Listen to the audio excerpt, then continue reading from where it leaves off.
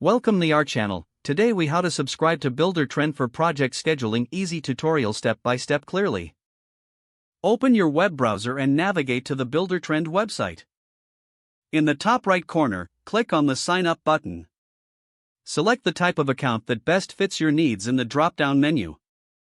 Fill in the required fields with your personal information, including your name and email address. Create a strong password that meets the specified requirements. Review the terms and conditions, then check the box to agree. Click on the Create Account button to proceed.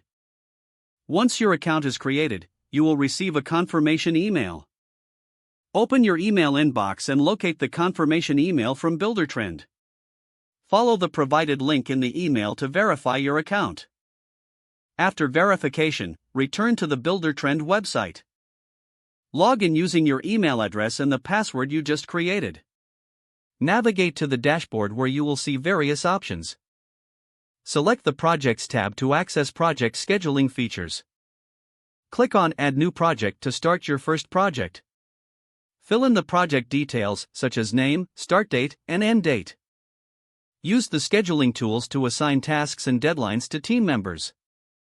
Make sure to save your project once all details are entered. Explore additional features such as budget tracking and file sharing. Familiarize yourself with the user interface for a smoother experience. If the page does not load, refresh the browser or try again in a private or incognito window. Make sure you are using the correct email address, then retype it carefully to avoid small typos. If your password is not accepted, use the reset option and create a new strong password you can remember. Check your spam folder for verification or security emails, then complete any requested confirmation steps. Enable two-factor authentication if available to improve account security and reduce unauthorized access risk. After signing in, review your profile details so your contact information and settings are accurate and current.